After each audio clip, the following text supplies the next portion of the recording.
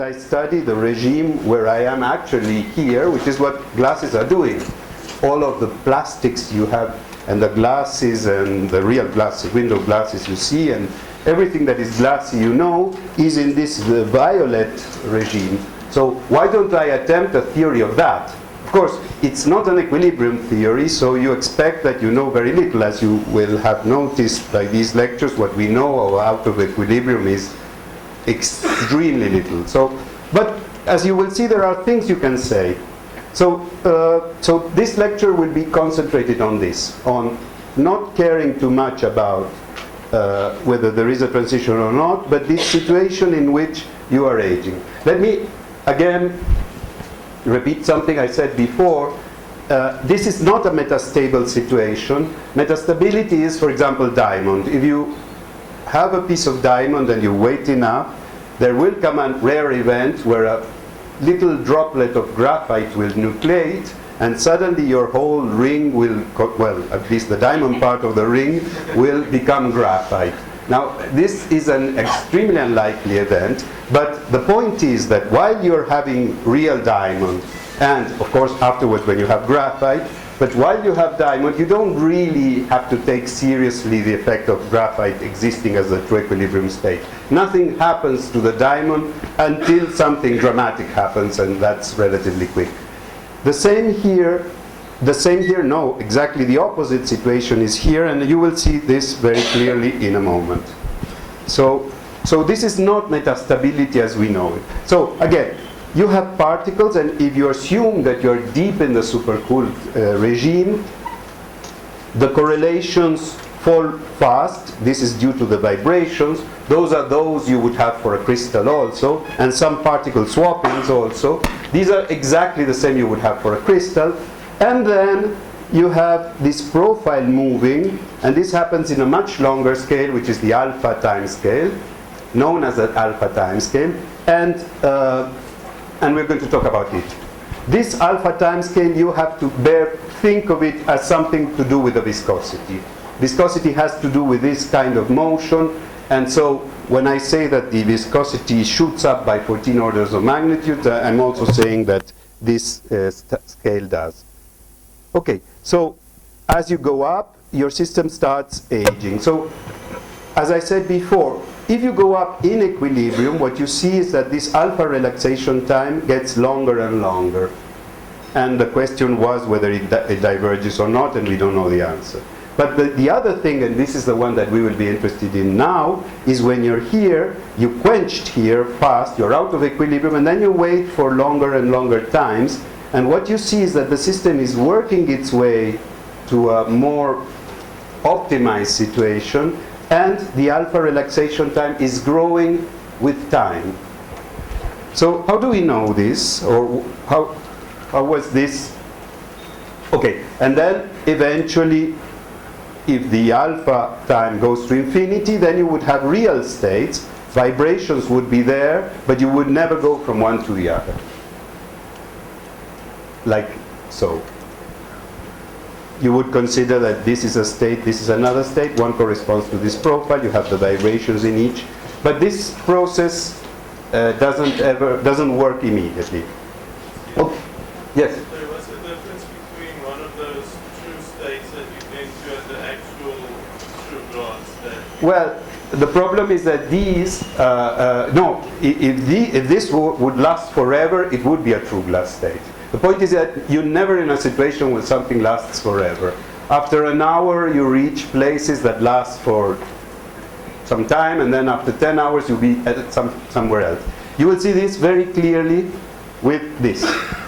This is a simulation. These are Lennard-Jones particles, so it could be hard particles, but this gentleman shows a potential like this. You put these particles, prepare them in random positions, puff, at a given temperature, you give it Monte Carlo, no, they would use molecular dynamics, so just Newton's equations with a thermostat, and you let the system go. And then at, oops, laser, not really, more or less. This one has also a laser. It's okay. So, Stand closer to the screen. yeah, that's a trick. 1 over r squared. So okay, so what they did is the following. They ran this simulation. They define a correlation function. The correlation function is 1 when the system hasn't moved, and it is 0 otherwise. Yeah. Okay. Okay. So it isn't written here, but it's like this.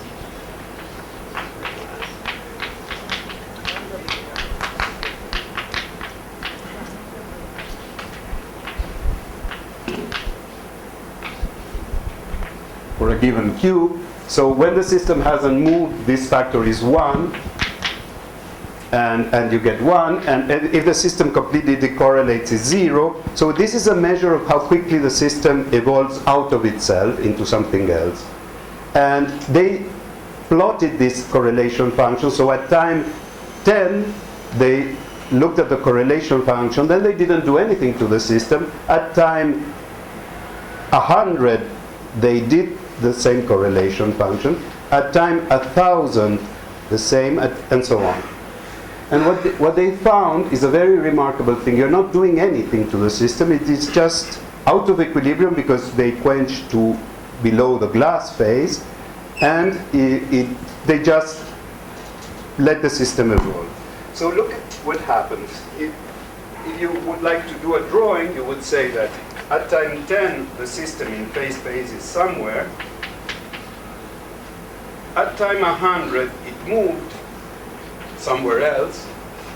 At time 1000, so the point is that the system is moving slower, and sorry, this picture is not helping much.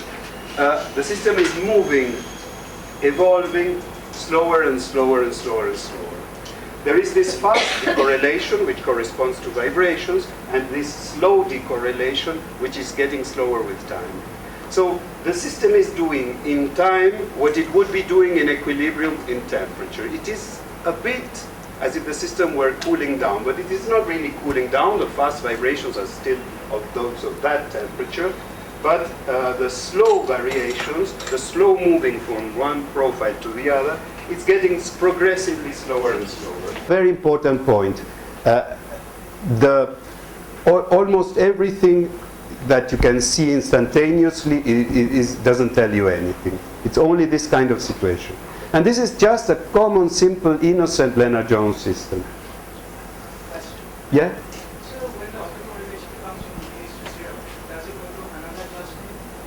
Yes, you can think of it this way. Think of it as you're moving from one profile, which stays for a long time, but then slowly it evolves into some other profile. And then it, so that's, but it's not a sudden thing, it's sort of a complicated. So this is a beautiful series of experiments that were done by this gentleman, that I think you pronounce Strauch or something like that. He did the following. This is a remarkable set of experiments. He took a bar of, I think it's PVC, the ordinary plastic, most ordinary plastic, and at, within the glassy phase, which is at which you make rulers, and he did the following. He doesn't show here everything, so I will complete his picture. He takes the bar and compresses it.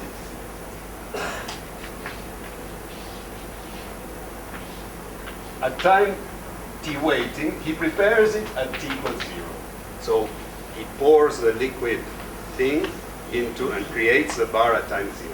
At time t waiting, he applies a compression, and at the subsequent time t minus t waiting, this is afterwards, two things happen. First, this is delta L. At first, there is a quick compression, and this is just the innocent elastic compression that has to do with sound waves and nothing interesting there. And then there is a slow creep, and then there is a saturation. And then he repeats the same experiment at a longer time. This is at time t waiting 1. At time t waiting 2, he repeats the experiment, the fast compression is not interesting. And then at a different time scale, it goes to roughly the same level. And at a third time scale, the same thing happens and he gets this. And what he is showing you here is this part, which is the interesting part. This one is called creep.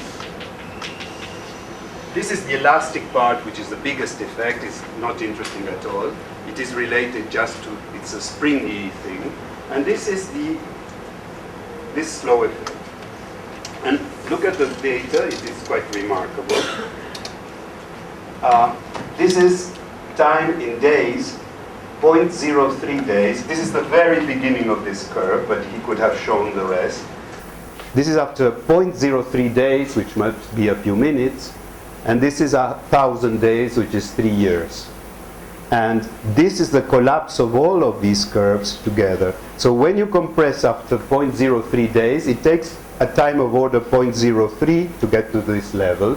When you compress after 10 times that, it takes 10 times more. And this is exactly proportional to the age of the system.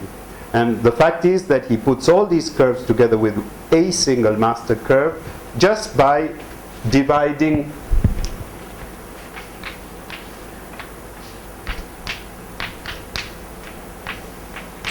normalizing it by t weighting. So why don't his curves look like your curves? So this little piece. But it's... Yeah, it's going up and it will plateau higher up. It's a log scale and it will plateau higher up. He's not showing you this because it's not interesting. He's zooming here, and for reasons I don't know, he didn't show it further on. But I find this amazing. I mean, from 0.03 days to 1,000 days. And this is the very same ruler that looks exactly the same, and you can use it from minute 2 to 20 years later. And still, and rumor has it that he did an experiment for 30 years, because he found a bar that had been sitting on a cupboard for 30 years, and it still keeps on doing this. While you're doing this, you take the photo you like of the system, the snapshot you like, and you don't see absolutely any visible difference. So this is, I think, quite an amazing thing. It shows you that, again, you're out of equilibrium, of course, because an equilibrium system cannot have an internal clock. It is what it is. And it's not out of equilibrium in the same way as diamond or a mixture of oxygen and hydrogen are. This is something much less innocent. Okay, I could, just to take a little bit of the mystery out of this kind of situation, I'm not saying that what I'm going to describe now is a model for that, but just to give you an example of a system that does something similar is if you are doing domain growth. So this, imagine you have a ferromagnet and you are below the critical temperature and you quench it suddenly from a very high temperature configuration. What you will have at the beginning are domains of up and down spins. So you will have a pattern of a picture with domains of up and down spins, and these domains will grow. Just like a mixture of vinegar and oil, you will have the oil droplets growing and wanting to occupy a connected space. The typical time, the typical size of one of these domains turns out to go like, I'm going to call it T weighting to the 1/2. And of course, if L goes to infinity, this equilibration process never finishes, never stops, because you can go on. If this ferromagnet were dirty, meaning random little fields, this would rather be log T weighting. So this growth would be all the slower. And so dirty, you mean there are some defects? If there are some defects, yes, because the walls would be pinned and then suddenly. Now, if you look at the correlations, the correlation functions of the spins, C of T plus T and T weighting, at short times you have a decorrelation which is the responsibility of what's happening inside the domain. This is not interesting, it's just quasi-equilibrium. And then there's a decorrelation which has to do with the fact that the domain walls are shifting around. And this time goes like t weighting to the 1/2. So at a longer time, this would do like that. So here at least mentally you have at least one system of which you understand. And if this were logarithmic, then it's not unreasonable to wait long times, because a logarithm will take a long time to cover the whole system. No system does. Yeah? So this is an example, but I don't know if this is known, but what would you say is a qualitative characteristic of a system that is responsible for this? Is that the free energy landscape? Well, that's a point. That's a whole mystery, and we will talk more about this. This I understand, but this is not what is happening there. This is just a proof of existence, if you want, of something that at least you know what you're talking about. Here you really... Why? Because here I can take a snapshot and I see the domains. Here I take a snapshot and I don't see anything going on. But at least, if by way of consolation, this is... Yeah. I was just going to ask about the autocorrelations that are telling us like about 2-point correlations. What about higher point correlations? Higher points have been studied, and a lot of interesting things happen. For example, in the 4-point correlation functions, what you are measuring, there is a 4-point correlation function that measures, in this case, the ease at which you can move the domain walls around. And when the domains are young, they are sort of stiff because they are curved. And so, but as time goes on, the domain walls are more straight, and it's very easy. It's a zero mode moving a domain wall. So the 4-point correlation function, you can cook one up to measure that. And what you get is that there is something that grows with time. You can build one that grows with time as the system gets older. I'm telling you about this, but that very same correlation function grows for that system too. But it's harder to measure such things in practice. Although you can do things, for example, you can do cycles with temperature, and then you have 4 times, or many times, and then you get all sorts of interesting things. And in, like numerical? Numerically, of course, everything is. But even experimentally, there are lovely experiments, especially with spin glasses, where you get very interesting stuff by waiting at one temperature, going to another. But they're all basically, of course, based on the fact that you're out of equilibrium. Okay. Okay. Yeah. Could one imagine something comparable to these domain walls in glasses, like surfaces of high stress? Or People have looked like mad for this. They have conjectured all sorts of lovely theories, some of which deserved really to be true, but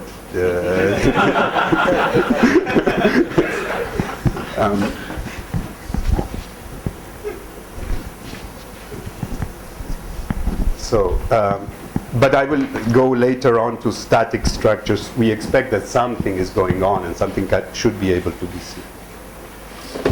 Okay, so let us suppose a little bit of, this is an intermezzo on a subject which is very connected to things you will see in other lectures. Sorry for this detour, but it will be interesting for us. Maybe repeating is okay. So, imagine you have a quantity. In this case, it is a Fourier component of this average density function. You can build a 2-point correlation function. Could be energy, could be anything else, any one-time quantity. This one is one example. You can build a 2-point correlation function this way. It's the expectation value of this. Expectation with respect to what? Now, if you're doing things like IISc was doing this morning, it's expectation with respect to realization of the noise. If you're doing experimentally, you can think that you're repeating the experiment an infinite number of times with the same, statistically, the same initial conditions and measuring. Of course, you're not going to do that, but you can think you're doing that. And a conjugate quantity to this one, to this correlation, is to apply a field conjugate to this rho k. For example, if rho k, if the quantity you're using is the magnetization, the field that is conjugate is the magnetic field. If the quantity you're talking about is the energy, the quantity that is conjugate, the field is the inverse temperature, whatever. In this case, the field is conjugate to the kth component of the density, and it is a field, a potential that it has an oscillation k, that wants to create that problem. So you apply a field from -infinity to t weighting, and you measure how much rho k change at a subsequent time t with respect to that field. So you are doing this from -infinity to t weighting.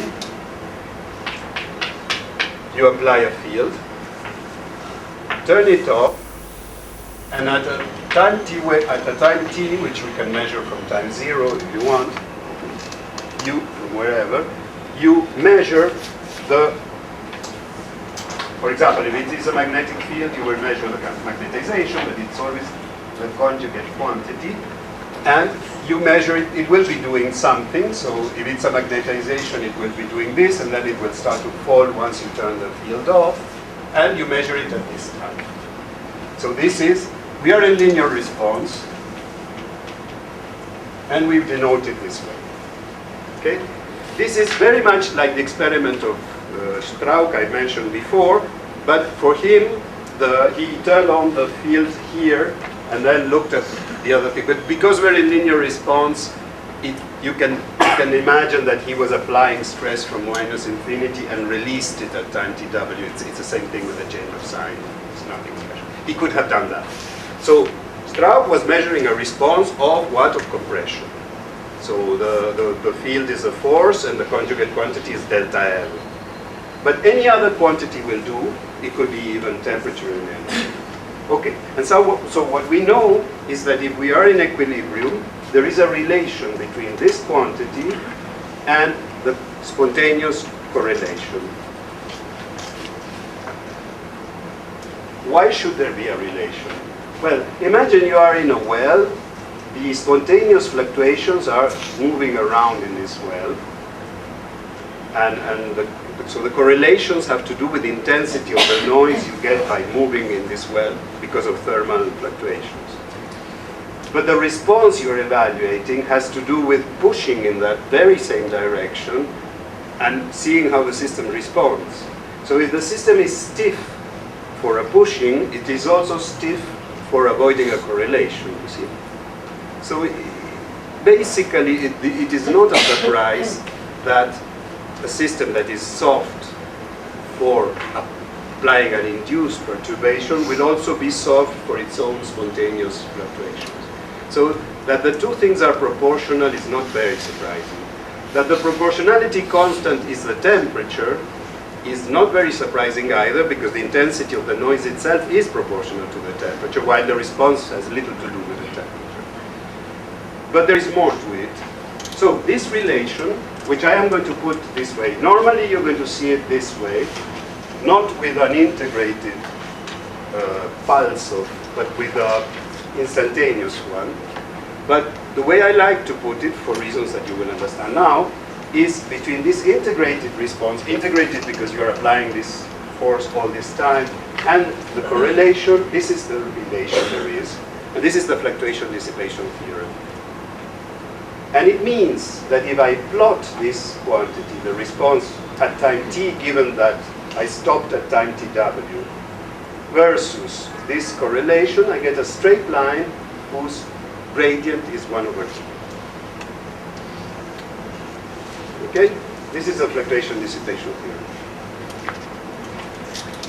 So I think that you had or you will have a tutorial on this. Supposed to have one today. Supposed to have one today. Okay. So I will use part of a tutorial you already have, and I'm going to give you this as an aperitif for today's tutorial. The following thing. One of the niceties of the fluctuation dissipation theorem is the following. I think you made this exercise, but I'm going to do it again for you. I mean, not really, but I'm going to describe it for you in a way that is slightly different. So I have a system, whatever it is. I couple it linearly to the observable I decided, some observable. I have a spring. The spring variable is x. the spring speed is px over m, I'm going to couple this spring to one observable of this system, which is rho k. I have decided to do it with rho k. So the system, this is a bit like Einstein's argument, or it is Einstein's argument if you want, or the original argument, at least morally. So this system is going to heat up or energize the spring via its fluctuations. The noise, the thermal noise of the system will bother this little spring and make it move. But then the spring itself is going to act on the system and give it energy via the very same coupling. One thing you know is that if the coupling is small, in this exchange you're making, this spring should end up by having on average kT. And how can this happen? I mean, why should it have kT by equipartition? If the coupling is small, this is just like having an additive term in your total Hamiltonian. You neglect this. If this is small, it takes longer to heat up your spring, but you do it with time. And on average, you get kT. kT because it has 2 degrees of freedom. That would happen irrespective of what form of the coupling you are putting in? Exactly. But we do it linear because this is the only thing we can do, I mean, the next step. And, okay. So this already is saying that there has to be a relation between the noise, which is the way the spring has of getting energy, and something else, which is some friction, the way it loses energy to the system. This can be done easily because now when you look at the system E, it has its own dynamics, and this thing acts like a linear field on it. X has the dependence it has. We have to solve for that. But rho k, sorry, X has the dependence it has, and you can think of it as a time-dependent field acting on E. So we can solve the dynamics of this. It's just linear response. Given X, we can solve what rho k is going to do. And this is done here. So the spring follows this equation of motion. We don't know what rho k is for the moment.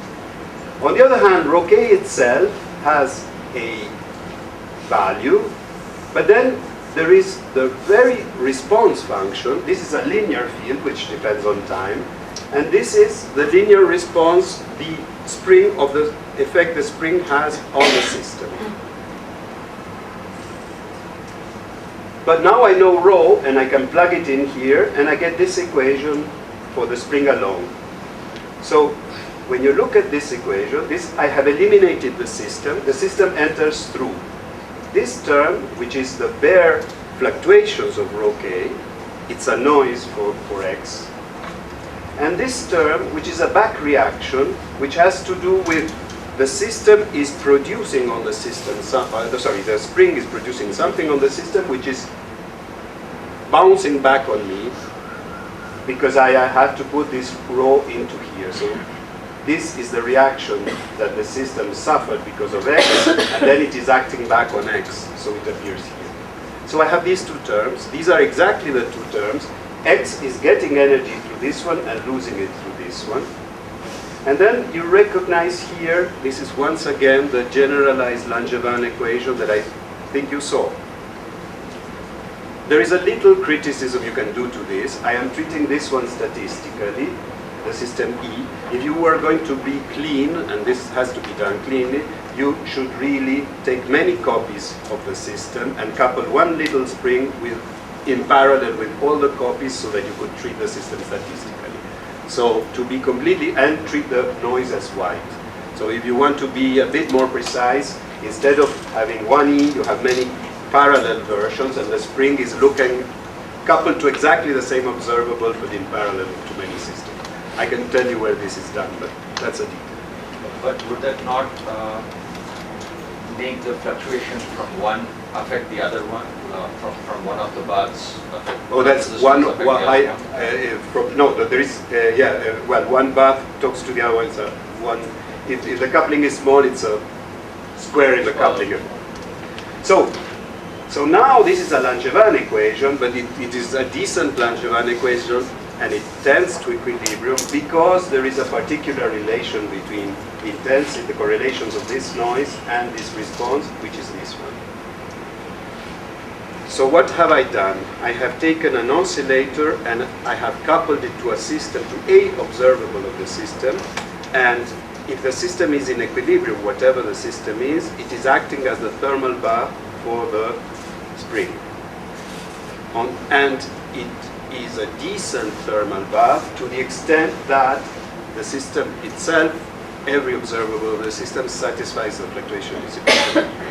So the fluctuation dissipation theorem for me, it means that I am able to be a decent thermal bath for somebody else.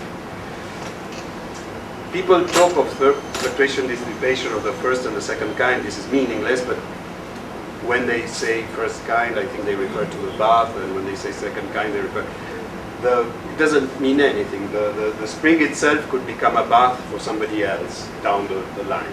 You can inherit this one. Okay, so now, one interesting thing is that now turn things around and think of the oscillator as a thermometer that measures the temperature of the system. So what I do is I do the coupling. It will follow this equation, but I don't care. I just look at the average energy of this oscillator, and the average energy is telling me thanks to the fluctuation dissipation theorem, what is the temperature of the system, assuming it is an equilibrium. Okay? So now why did I do this long detour? Because it's an interesting exercise to do that for a glass. A glass is out of equilibrium, so we don't expect it to have a temperature at all. We don't expect, well, you will see. So basically this is our thermometer. This fluctuation dissipation thing is our thermometer. It's going to be yeah. So this is how you can do, and it has been done, an experiment, the oscillator I told you, for a magnetic system. You do an LC circuit, and that's all. Okay, this is exactly, this is the heat bath, this is your system of which you want to measure the temperature, and the LC circuit is the oscillator we were talking about. And this was indeed done by Grigera and Nat Israel. Okay, now back to glasses. So this is what I told you. And this was done with a glass. Yeah. So this is the correlation at different temperatures in equilibrium. Now take the response. For this is an equilibrium system that I'm cooling. The response has to do a thing like this, conjugate to this one. These are Strauss curves. Remember the ones of the bar that I'm compressing. In fact, this is exactly, I compress here, and then when I get here it goes up, and what he was showing you is precisely this first looping. He was showing you a response. He could have shown you a correlation. It would be the spontaneous vibrations of length, oscillations. Unfortunately, he didn't do it because it would have been interesting. Okay, but this is an equilibrium. Now, out of equilibrium, I don't know if you can see this. Out of equilibrium, I told you that you start relaxing your system, and this sort of relaxation gets longer and longer, and the response does something similar, and these are the true Strauss curves. Not these ones, but rather the ones out of equilibrium. Waiting time, the system gets older, and it takes longer to... And now you want to plot what we got here. Turns out that you can, well, nobody forbids you from doing the parametric plot, and what you see is that for very large times, and irrespective of the time, you get a curve that has two straight lines, or tends to two straight lines. One is the bath temperature. This corresponds to this fast relaxation, which is okay. It looks reasonable. These are the fast fluctuations and the fast responses. It's not unreasonable that they would be related via the usual fluctuation dissipation. But then here you would expect something else, I don't know. And indeed in most systems you find just something something not special. Fact is that within some models we discovered that it had been discovered that this turned out to be a straight line. These are schematic models, but models in which we believe up to a point. And they gave this second straight line, which at the time of the exact solution of those models, we didn't understand very well the origin, but it was there. It's tempting to call this an effective temperature because it is playing the role of a temperature. It's higher, you see, because this is 1 over T, the gradient. And then, why does this happen? Well, then comes the interpretation. So, it went this way. You solve a certain model, family of models. I'm going to discuss them in detail, I think, next time. And you find this. You can solve analytically this aging dynamics. And you plot this curve, and it turns out that you get these two straight lines. Then you go and you ask your numericist friends to do a simulation of a Lennard-Jones system and do this plot. Of course, nobody had done this plot before because nobody was expecting anything special. But when people went, of course, we have no exact theory. This is what you get. This was done by Ludovic Berthier and Jean-Louis Barras. This is one correlation function. It's associated with some spatial mode. And this is a Lennard-Jones system. This is a parametric plot, so several curves are put on top, several of these pairs of curves. Wait, so if you... Yeah. That line was for... You can get it from the 1 hour versus 1 hour, or for the 10 hours. it's the same... Put all of It tends to be the same. At very short times it is not, but it tends, and this is already, thanks, it's an already remarkable fact. This 10-hour curve doesn't look like the 1 hour curve. This 10-hour curve doesn't look like the 1 hour curve. But when you plot the 10 versus the 10 parametrically, you get something that resembles a lot. You see, if you are in equilibrium, it is also more or less true, but it happens out of equilibrium. With the same effective temperature? Mm-hmm. Yes. It's asymptotic, no? So you're getting more and more something that looks... In the analytic case, it's asymptotic at long times, but it establishes quite fast. So, numerically, all I can tell you is that you get this. Turn off your mic. Somehow Yeah, have something something happen.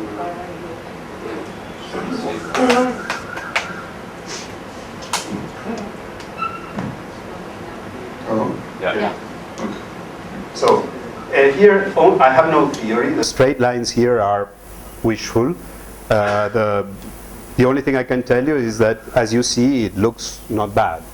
So since you mentioned coarsening, do you want to say something about Yeah, but yeah, well, okay. Since you in coarsening, I can try roughly the same thing. As I told you, you have a correlation that does this, and you can cook up the response, and it does just the thing that goes with it. And there you can show that this curve does a piece with 1 over t, and then this other piece is flat. So it means that Tf is infinity. These cases we can solve analytically. So this is one example in finite dimensions, but don't think that I'm saying that glasses are doing coarsening, not that I know. But in just ordinary ferromagnetic coarsening, you get this. So it means, yeah. No, so it means that this is the fast response inside the domains. It doesn't have anything interesting. It's the same you would get in equilibrium with a single domain. And this is the response that the system does. When you apply this perturbation, it adjusts the walls it has at that time to whatever you're doing. And this response responds as if it were, this part of the response is as if it were at infinite temperature. So is this giving you some image of two time scales in your system? One is a very fast time scale that is giving you a bath temperature. The other is a slower time scale that is giving you the effective temperature. Yes, yes, that's exactly what it is. But you will see it in a minute a bit more properly said. Yeah. Before you go on, this effective temperature and the correlation you're looking at, so it's Well, that's a good question, and in the systems we can solve, the answer is no, mostly not, but the systems we can solve, as you will see later. Can you repeat Can you the repeat question? the question? First thing you should ask is what he's asking is, if this is going to be interpreted as a temperature, and this interpreted as a pointer, then you would expect that different observables would give you the same. Of course, bath temperature, this piece is absent in these two. It's very short, you don't see it. But these, which correspond to slow time scale, you would like to believe that they're going to be the same. Now, we have no general theory for such things. I cannot even tell you whether truly this is a straight line. Maybe in real life it is not. It is in the models. This is what I see. I cannot do better in, this is a Lennard-Jones system, so I cannot solve it analytically. But, and there is no exact theory to prove that this is a straight line for the moment. But are they the same? Well, you judge. They should be other observables. Yes, it says particle A because it's a binary mixture. So these are big particles and small particles. So this like looks different K modes, right? Like different no. This structures. one is a K mode, and these two is just a diffusion. So the delta x squared. Why doesn't it have the bath part? Because the way you're doing it, you're looking at long diffusions, and the bath part becomes tiny with respect to how much he chose to move afterwards. On the coarsening example and physical interpretation, I mean, T effective infinity does not mean that the correlations are very strong, but it rather means that the response is practically zero. Yes. Correct. One is enormously larger than the other. Yes. Yes. Now, And the physical meaning is that these large domains are the adjusted field. this is the elastic response of the walls that you're seeing here. The temporary walls you have. And what I think is that when you... I cannot say exactly, but because we all tried to do silly arguments and nothing worked. But what I can say is that every single model which could be interpreted as a domain wall problem with domains has this feature. So yes, it has to do with the response of these temporary elastic beings which end up by dying because all these boundaries disappear with time, no? So it's a sort of ongoing process. If the system would have been an ideal glass, how would this curve look like? There should be... So an ideal glass, your relaxation would stop there because this is the motion between one profile, the slow relaxation between one profile and the other. So once you are at the end of the story is that relaxation, you know, although this looks this way, the relaxation from here to here is extremely fast, and the one from here to here is extremely slow, and it gets slower and slower. So you're losing this part in a way. But once you are in as it should, as you should, because once you are in equilibrium, you're not allowed to have something that is not 1 over t. By law, because of the fluctuation dissipation theorem, you should only have 1 over t. Can I ask you Yes. So after you enter the glass, so it doesn't really slow for what you get at the temperature. Does it depend on the dynamics you use on your system? Any thermal bath will do. Any Nose Hoover, or if you do Langevin, or if you do Monte Carlo, or if you do molecular dynamics. The actual details depend, but when you plot one against the other, just like in equilibrium, the fluctuation is.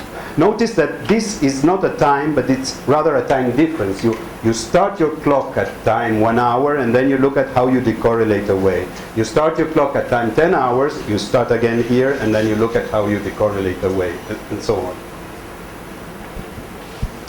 So now you would expect to. So you ask me, can I interpret this as a temperature? So now the way to go is to use our little thermometer, which we know now that works as a thermometer. And it has an extra advantage that this is an LC or an oscillator circuit. So we can choose at which time scale we're going to measure the temperature, because we just tune it to have an omega the way we like. I didn't say anything about the omega it had to have, so it's for me to choose. So what you would expect is that if I choose a big omega, I will be probing this fast part, and if I use an extremely small omega, I would be filtering out this kind of noise, the fast component, and looking at the slow part. And indeed, the argument I used before, the fact that when this measures temperature, immediately tells you that if you are at high frequencies you will measure the bath temperature, and if you are at low frequencies, this thermometer will measure the effective temperature. So it's not different degrees of freedom, it is more or less the same, or the same system. It's as if two temperatures coexisted, one high, one lower. The high one corresponds to the fast motion, highest one corresponds to the slow part of the relaxation, which seems paradoxical, and the lower one corresponds to the fast relaxation. Okay? And it's always true that in all the models you guys know, T effective is, I think there is one. that slope is No, people have tried taking XY models at one temperature and heating them up, and then you kick the system out of equilibrium by heating and not by cooling. Everything below the Kosterlitz transition. And then, if I'm not mistaken, you get that your effective temperature has a memory of the lower temperature. But it's not the situation with glasses where you cannot put it in equilibrium. If you change the back temperature, does it change T effective? Yes, but relatively little. So, just to give you an order of magnitude, this temperature, effective temperature, is of the order of the temperature at which you fell out of equilibrium, and keeps on being. So when I move from the temperature at which I fall out of equilibrium to 0, this one moves from that temperature to 0, if I consider all those cases. This one stays roughly of the order of the one it was just when it fell out of equilibrium. so it will depend on your cooling In rate. other words, you're going to get something like this if you quench just below the glass temperature, just below. If you go to a lower temperature, it will be something that where this and this would be roughly parallel. Sorry. If I go to a lower temperature, this is going to be roughly parallel, but this one not. If I go to an even lower temperature, because this is 1 over the temperature, this one, what I'm saying is that these three are roughly parallel, and they correspond roughly to the last time I really had 1 over T, which was the last time I was in equilibrium. So if you change your It's a cool- first approximation, but these stay. So it's kind of a hangover of the moment you fell out of equilibrium. So it remembers. It remembers, but as I will say in a minute, because this is interesting, it remembers that temperature, but it doesn't remember the configurations. It's not simply that the configurations are frozen in what they were, but this I will say into transparency. So if you change your cooling rate, it will fall out of equilibrium at different temperatures and that. Something like that, yes. Let me say that I'm talking as if I knew these things, but in fact, these things I know from the models I know how to solve. Whatever I extrapolate to real life is at my own risk. It's just numerical, but just little advertisement. This was done within what we call now the random first order theory. I'm going to talk about this especially. This is what I personally believe is the most comprehensive and serious attempt at understanding glasses currently. It's far from complete. It's a mean field-like theory. You will see that we are, as I said the other day, 1910 with glasses. But so what we did is solve exactly the out of equilibrium dynamics within this kind of models, and everything I told you was inspired by the solution that you can obtain analytically within this frame. But of course, this frame is a mean fieldy thing, and from there to reality, there's a big step. Okay, so some experimental data. It's hard to do because correlations are hard to measure. So I think I didn't put the names. This is a stained glass, and it was done in Saclay by the group of Miguel Ocio and Hérisson. And this is a magnetic response versus the magnetic noise. Measuring the magnetic noise of something at 2 Kelvin is really, really painful, and it is a credit to the incredible powers of Miguel Ocio that this could have been done. This is supposed to be your straight line, and this, for a spin glass, is not supposed to be a straight line. It's supposed to be a curve that is given to you by the theory, but that's the subject of another talk. I'm not entering that. And this was done for, I think that these are the Nat Israelov's data for glycerol. So this is a true glass, and this should be a straight line. So the experiments are very dirty, but as I told you, simulations these days can more or less reproduce this. Because these days you can go with a spin glass, simulate a spin glass up to what would be a millisecond or something like that. I don't understand Nathan's data. Why is it doing the opposite of what I think? Because he's not plotting. This is the effective temperature. This is correlation, and this is 1 minus the response or something like that. Sorry for the bad. Now, when all this was done, because we didn't know much about, we meaning the theorists, because this was mainly done by theorists coming from StatMech, and before that from field theory. So we didn't know that in the 40s, this gentleman, Mr. Toole, had proposed that there was in glasses a hangover temperature from the temperature at which you fell out of equilibrium. He called it a fictive temperature. He didn't have a theory that we would call a theory, but it was sort of, these are physical chemists and things like that. It was sort of phenomenology. But he said that the glasses had in themselves some extra temperature, and that some quantities could depend on that.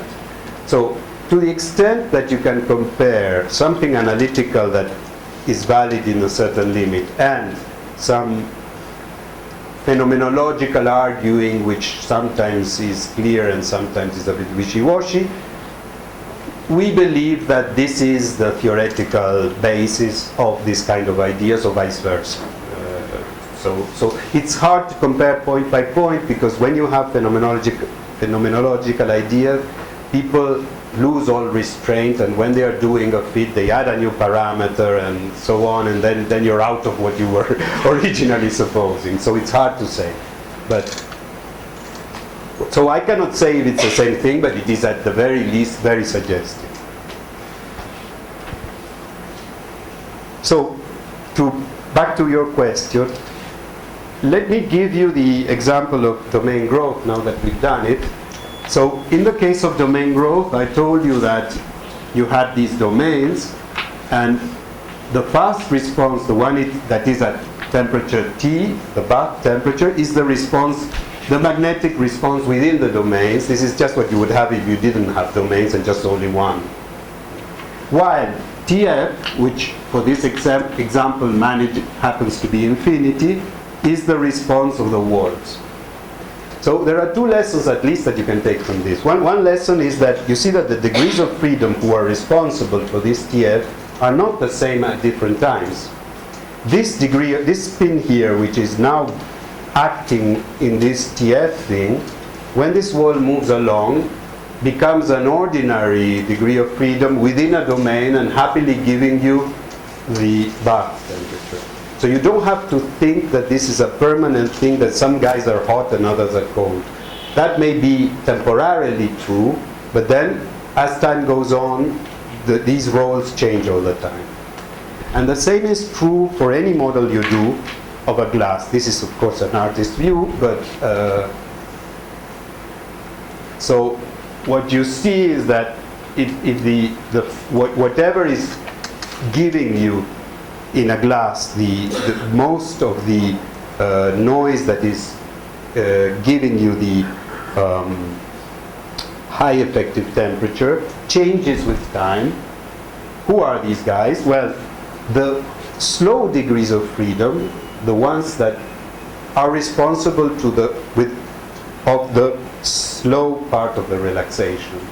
So paradoxically, those slow degrees of freedom are giving you the high effective temperatures. It takes a while to get accustomed to this idea. And the fast ones are giving you what the bath is doing. Notice that at this point it's useful to say that before the digital time, where you had to take your fever with a glass thermometer.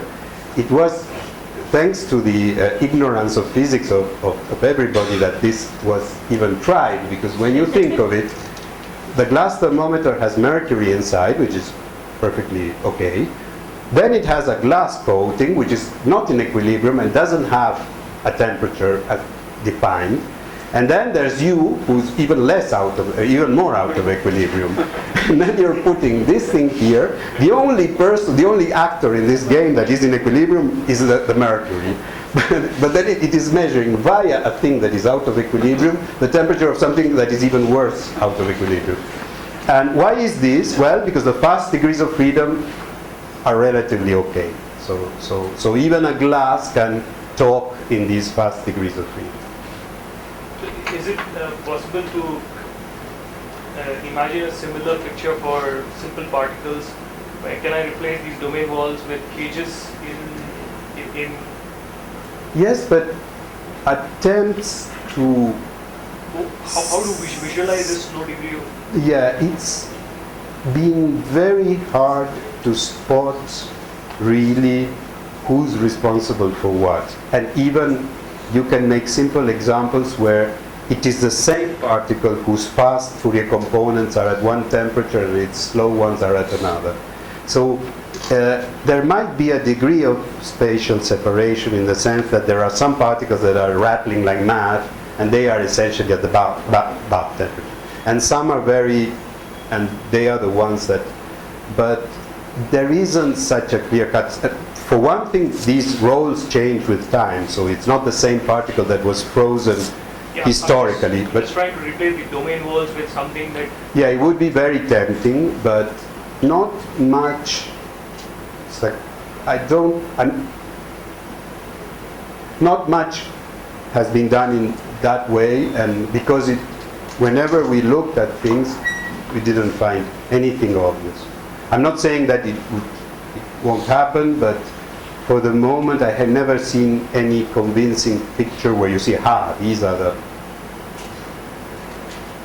So, and even the other question which is implicit here, is there a domain of something growing? I'm going to come back to this, but we believe that probably, or at least, probably not, or at least at the times where we are, you cannot see things like domains. Could be that the walls are so rugged that at the times where we are, it's a bulk phenomenon, and only then at unreasonable times it would become clear, but we don't see that. Let me say that with spin glasses, there is a very long discussion on this. There's a school basically of Rome, Parisi, who had proposed a scenario where spin glasses would not be analyzable as domains, and by extension, he didn't do dynamics, but by extension the dynamics wouldn't be seen as a domain growth thing. And the, say, mostly American point of view, Daniel Fisher and David Hughes, who proposed that it is a domain wall, a bizarre one, but it is a domain growth problem, both out of equilibrium and there is a droplet theory for in equilibrium. This is a controversy that goes on and on for, 25 years, and it is, the attempts of resolving it have been mainly numerical, and like all numerical things with glassy problems, you don't get very far because you're never very sure. But they make different predictions? They make different predictions, but the point is that yes, they do make different predictions, but then when you go and use clearly different predictions, but when I show you a plot that is my theory, you tell me that it's pre-asymptotic because we are doing, and vice versa. When you show me yours, I will tell you that yours is pre-asymptotic. So pre-asymptotic or finite size or what. Is the effective temperature same all over the sample? Yes. Yes. Did someone try to connect the 300 landscape to this effect? Yes. I'm going to come to something. If you're not satisfied, tell me. Okay, this I have said. So, how much time do I have? I have half an hour more or less. 25 minutes. 25 minutes. So I'm going to move very, very, very fast past this problem.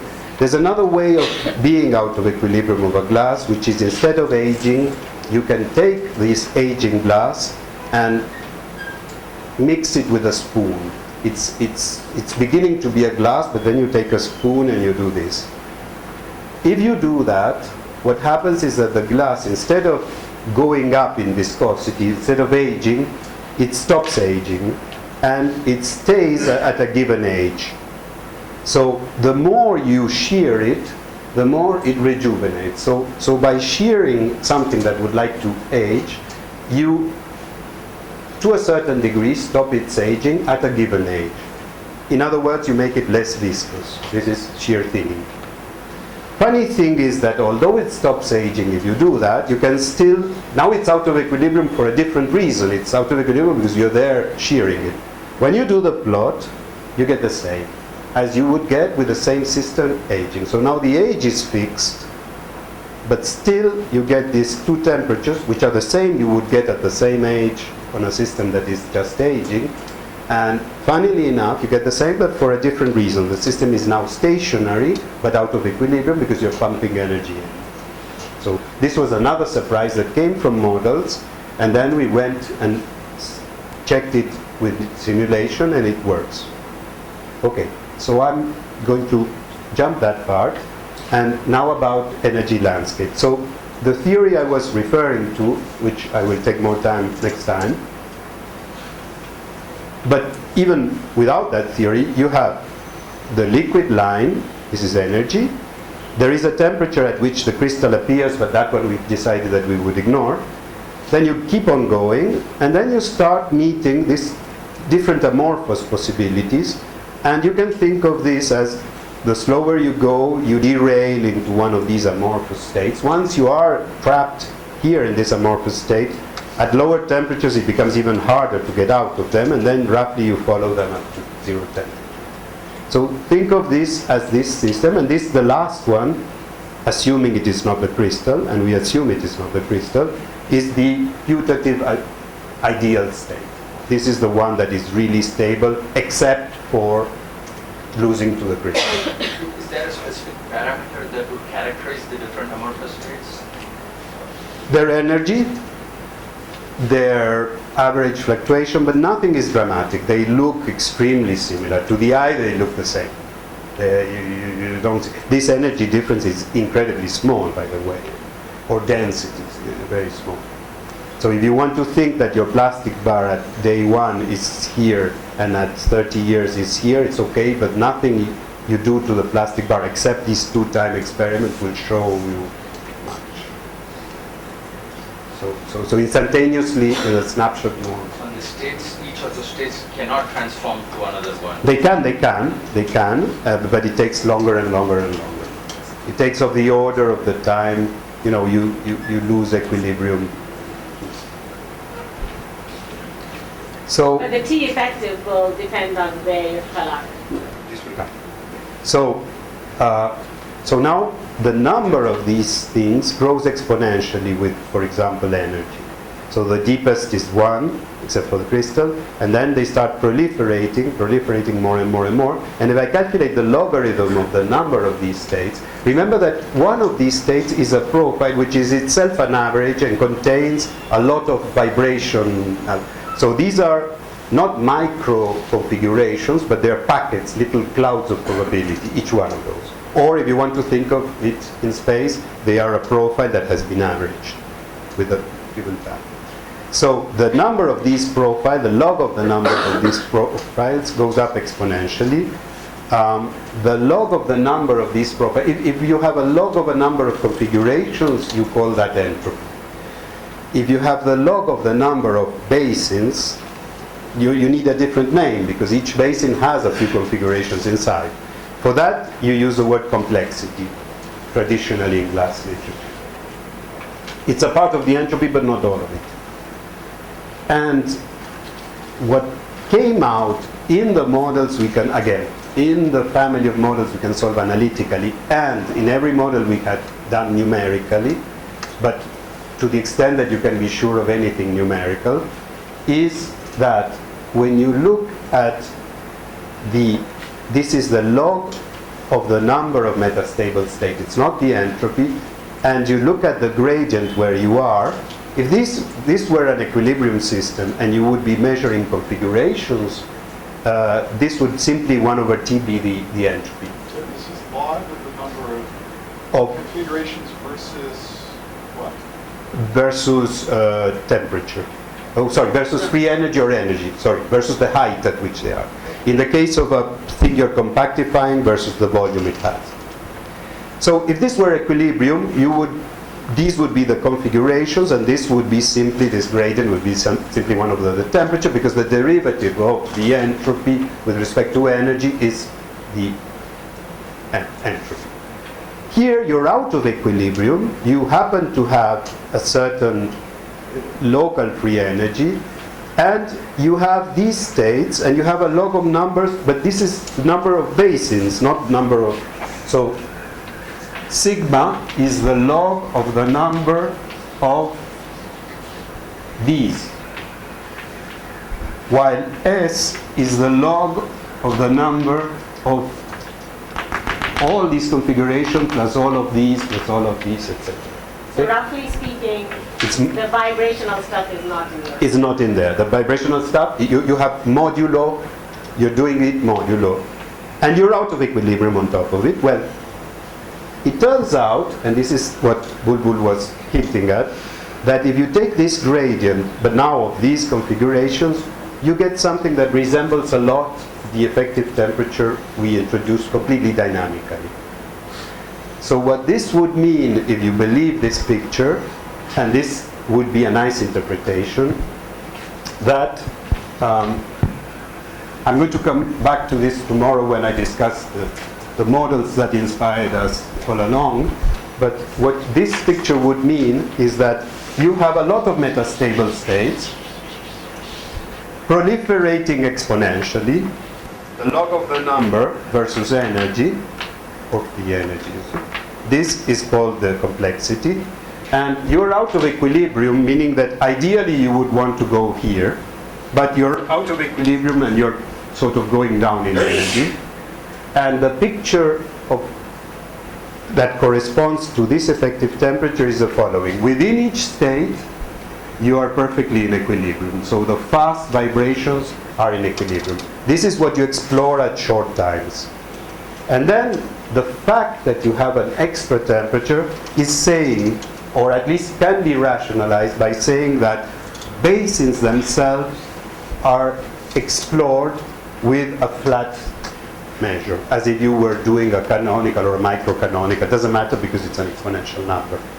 But just like in thermodynamics you assume that you're exploring everything with a flat measure, here you would have an extra flat measure for the basins. And the passages from one to the other would be the slow relaxations, and they would be living at a higher temperature. And this line would be going down slow, very, very slowly, and it would correspond to T effective slowly working its way down to the temperature of the bath. So it's a kind of two temperature, two times equilibrated in different time scales. In this picture, the effective is related to the distribution. Absolutely, to the log of the distribution of the bases, of the number of bases. Yes, this would be the statical. Now, let me. But not to the barriers. Not to the barriers. No, that's a time. The barriers tell you how slowly or how quickly you go from one state to the other. But to the extent that you can assume that this measure is flat, then it doesn't matter how long it takes you to do it. Essentially, you're living in a sort of microcanonical a sort of microcanonical slowly cooling, but it's a microcanonical which is not the true one of that energy, which would be down here, but it's sort of microcanonical between states. So it has two temperatures. Within each state, you can think of it as microcanonical if you want, but or canonical. It's the complete equilibrium at temperature T. And your microcanonical with respect to sharing between states is at a higher temperature. There's something very similar to this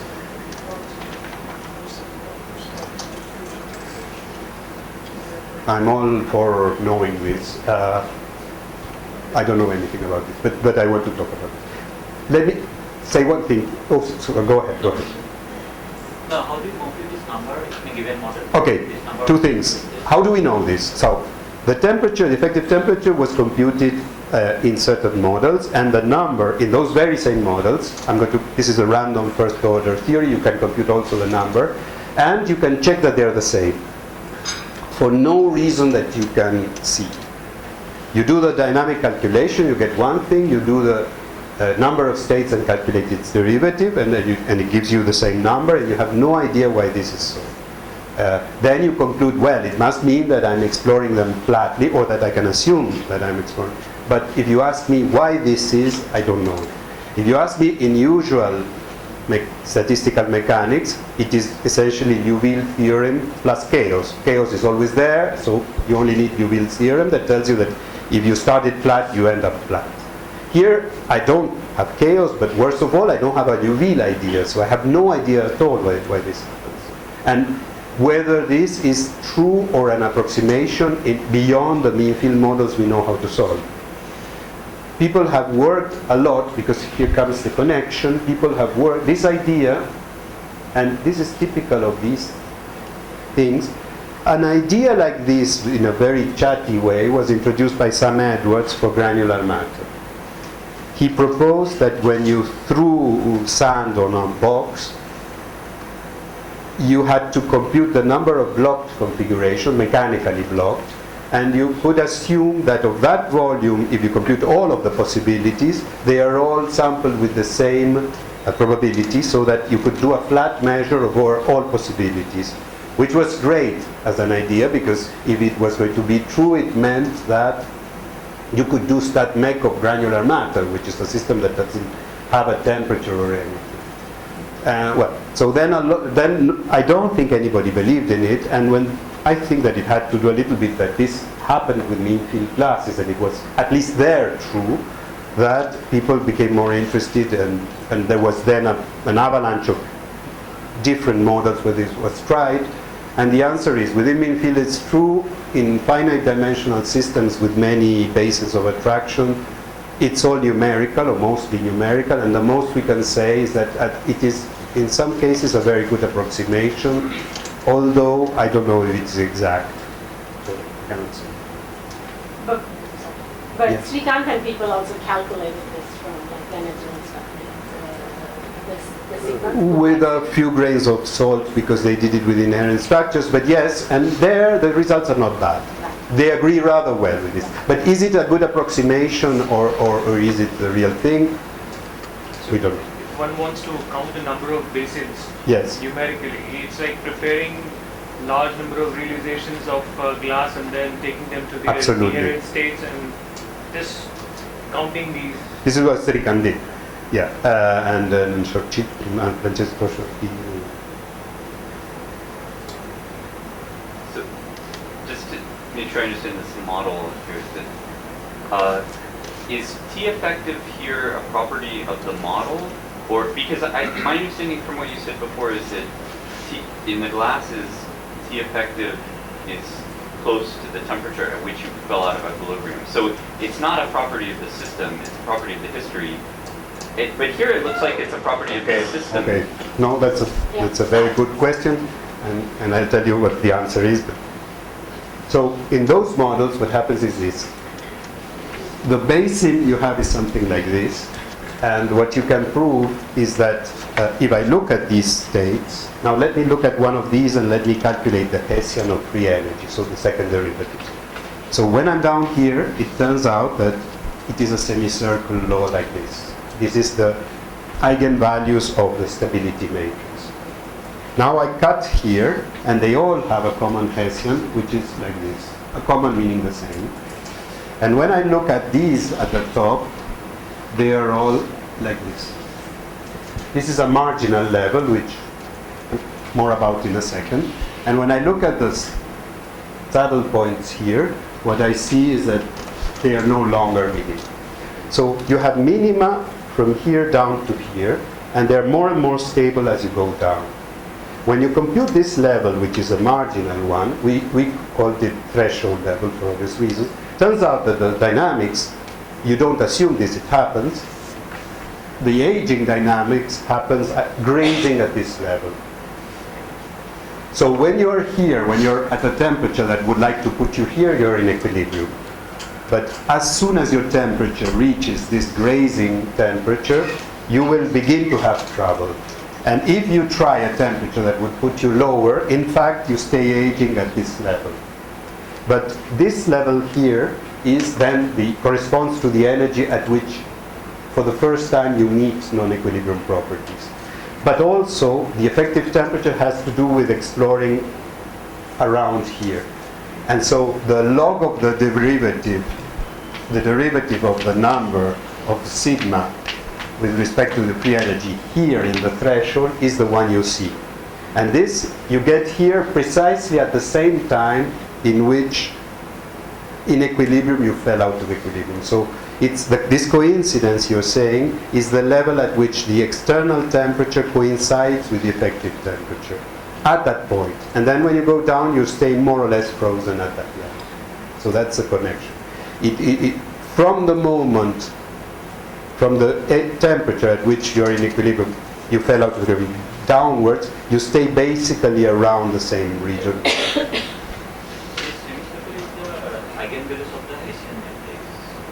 Sorry? This semicircle is the density of. So if you look at the full description, it's like a random matrix. Yes, it is. It's funny, but if you have an equation that has a random equation that has many minima, then the properties of the second derivatives of the minima are mostly given by random matrix theory.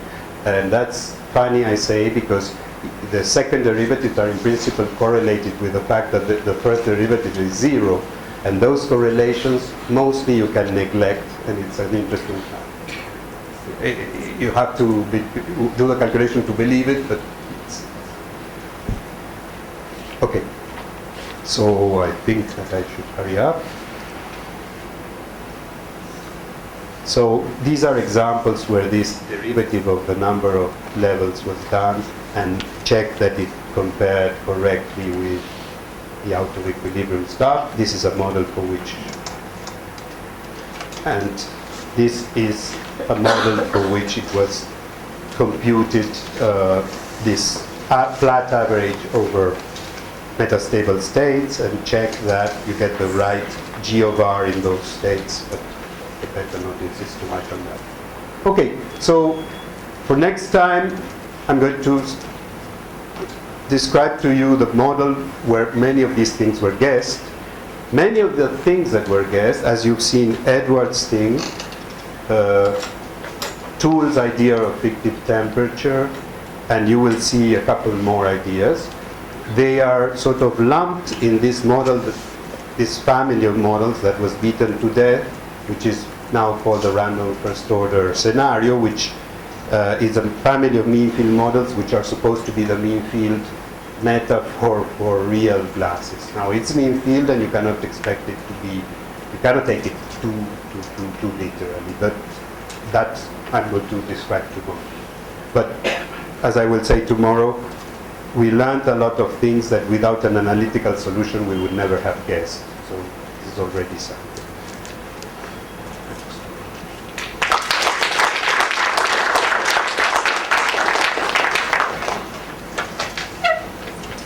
Yeah. In terms of basins and you should have basins, and then you have mini basins, and then you have mini basins, and so on. I think he's asking why one T effective, and that. Yes, he's asking, and you will have one T effective for each level of basinness, and this is what you expect this is what it is, the solution for a mean field spin glass, which is not the same. That is the difference, indeed. That instead of having only 2 levels, you have many.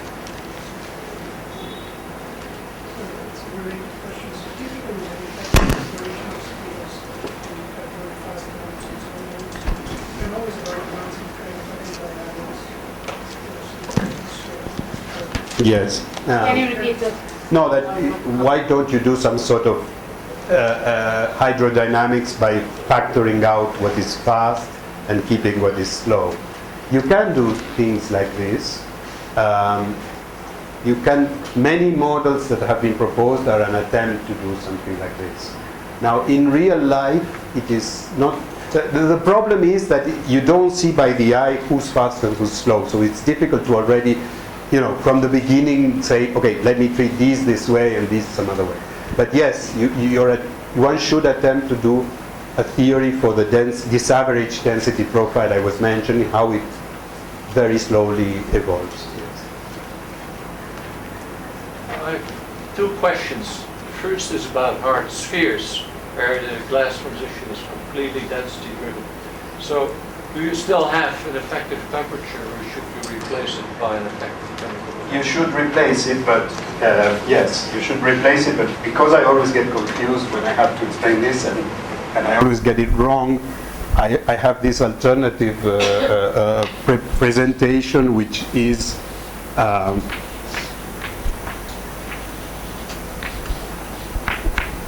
which is essentially has everything you need. You connect the spring to a thermal bath, and you can think of it as a temperature. But this is like talking about an effective pressure, as you say. My second question is about the effects of viscosity. If you look at linearized Navier-Stokes, you see that the decay rate of momentum fluctuations is proportional to the viscosity, so it's faster when the viscosity increases. Whereas in this glass formation, you seem to find an enormous slowing down when viscosity goes up. It sounds a bit contradictory. Yes, but that depends on what you define as viscosity. I mean, at what K values, I think, and at what omega values you are defining it. And with respect to momentum relaxation, there's a fast component and there's a very tiny slow component. Obviously, for a single molecule, essentially all its decorrelation happens in the fast scale. So what I'm saying is that if you looked at the momentum correlation, it will also be a 2-plateau thing, only that in fact this second plateau, which is the small one, is extremely small for that particular variable, because it's not a variable that is very sensitive to slow things. But if, for example, you look at a density profile of small k, then this plateau is very sensitive to what is slow. So in other words, what you can think is that for momentum for a single particle, you could think of it as something just to exaggerate this way, and what you are usually quoting as your decorrelation is what happens inside a cage. And while, because of the way the variable is, it's constructed, it's a little bit like the oscillator thermometer with a high frequency.